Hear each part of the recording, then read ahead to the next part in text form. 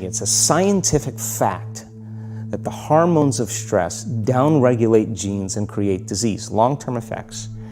Human beings, because of the size of the neocortex, we can turn on the stress response just by thought alone. We can think about our problems and turn on those chemicals. That means then our thoughts could make us sick. So if it's possible that our thoughts could make us sick, is it possible then our thoughts could make us well? And the answer is absolutely yes. All organisms in nature can tolerate short-term stress. You know, a deer gets chased by a pack of coyotes. When it outruns the coyotes, it goes back to grazing and the event is over. And the definition of stress is when your brain and body are knocked out of balance, out of homeostasis. The stress response is what the body innately does to return itself back to order.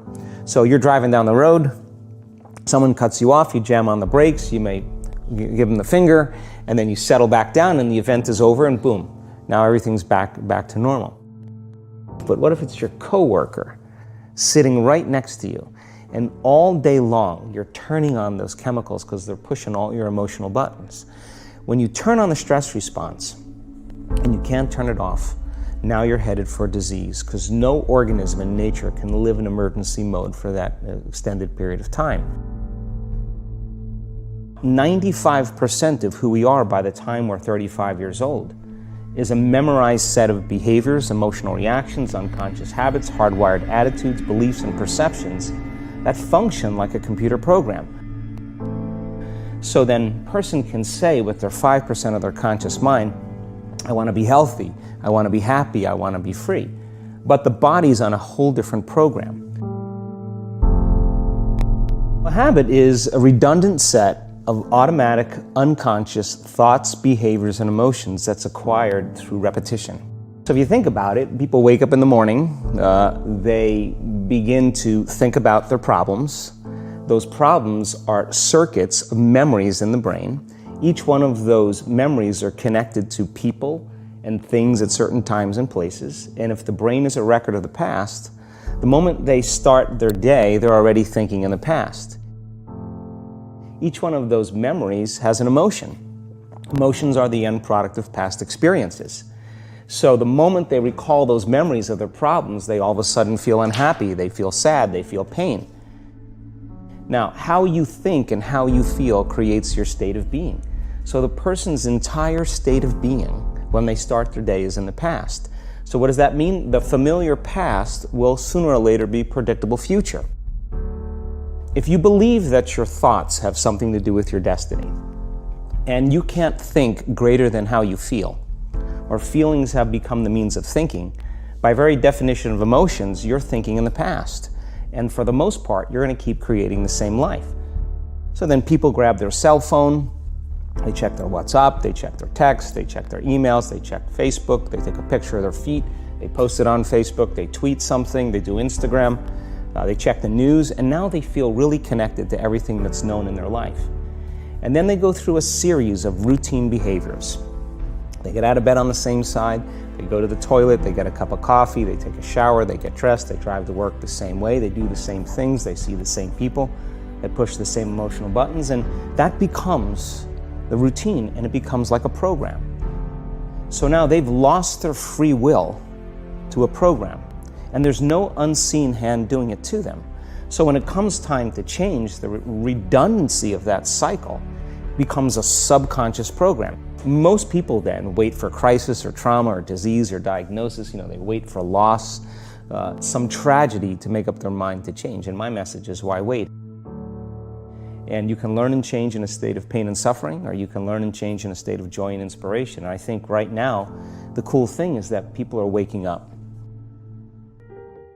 The moment you start feeling abundant and worthy, you are generating wealth. The moment you're empowered and feel it, you're beginning to step towards your success. The moment you start feeling whole, your healing begins. And when you love yourself and you love all of life, you'll create an equal. And now you're causing an effect.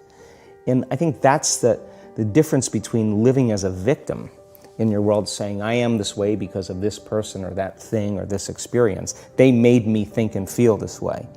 When you switch that around, you become a creator of your world, and you start saying, my thinking and my feeling is changing an outcome in my life. And now that's a whole different game, and we start believing more that we're creators of reality. If you're not being defined by a vision of the future, then you're left with the old memories of the past, and you will be predictable in your life. If you can sit your body down and tell it to stay like an animal, stay right here. I'm going to feed you when we're done. You can get up and check your emails. You can do all your texts. But right now, you're going to sit there and obey me. When you do that properly, and you're not eating anything or smelling anything or tasting anything, you're not up experiencing and feeling anything, you would have to agree with me that you're being defined by a thought, right? So when the body wants to go back to its emotional past, and you become aware that your attention is on that emotion, and where you place your attention is where you place your energy, you're siphoning your energy out of the present moment into the past, and you become aware of that. And you settle your body back down in the present moment, because it's saying, well, it's 8 o'clock. You normally get upset because you're in traffic around this time. And here you are sitting, and we're used to feeling anger, and you're off schedule. Oh, it's 11 o'clock, and you usually check your emails and judge everybody. Well, the body's looking for that predictable chemical state.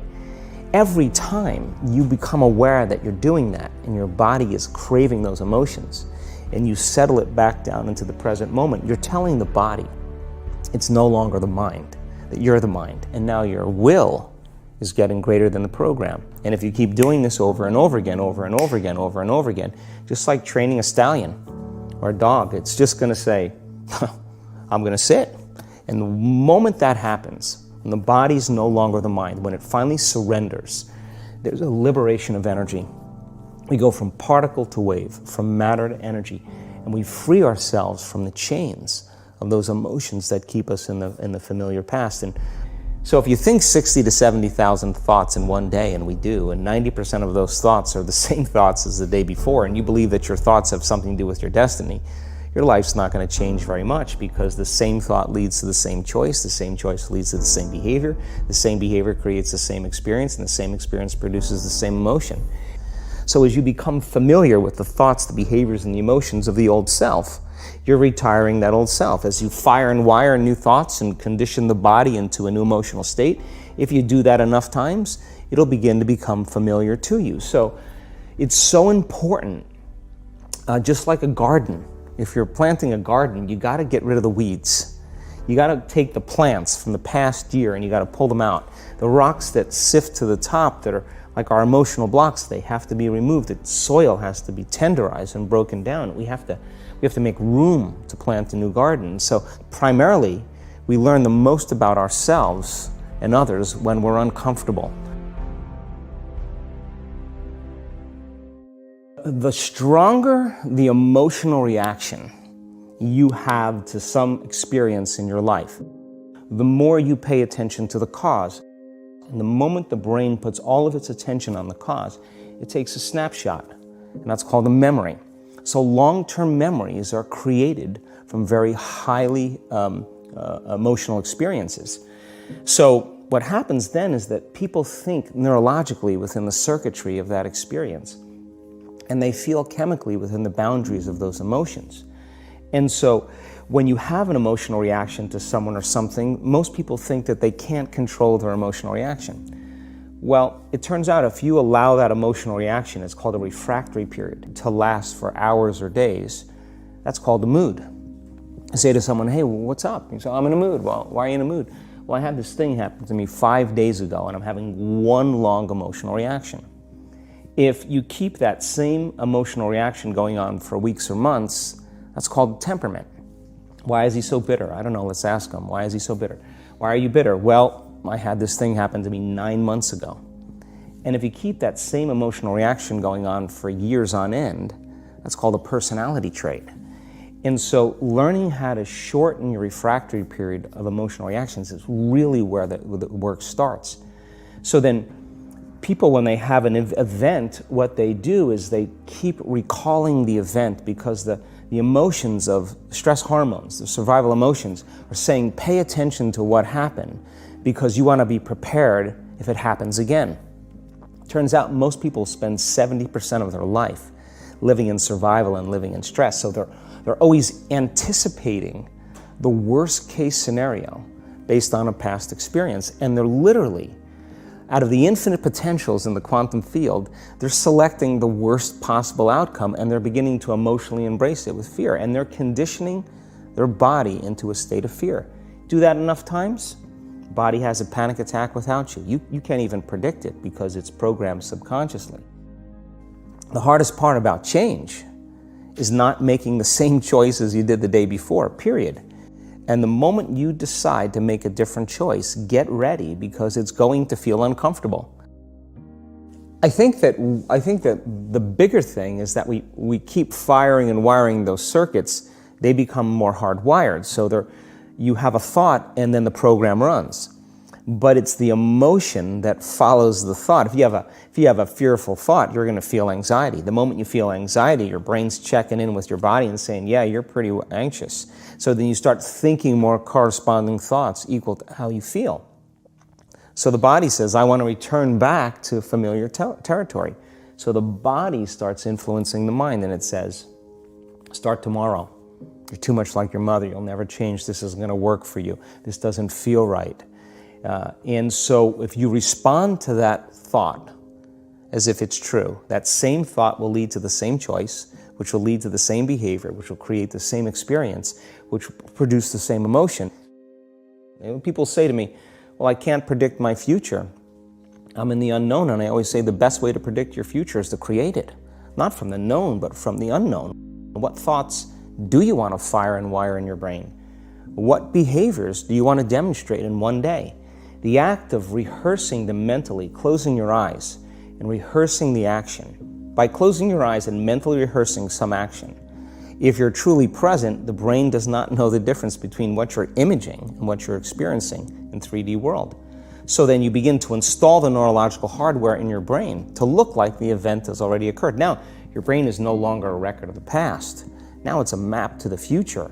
And if you keep doing it, priming it that way, the hardware becomes a software program, and who knows, you just may start acting like a happy person.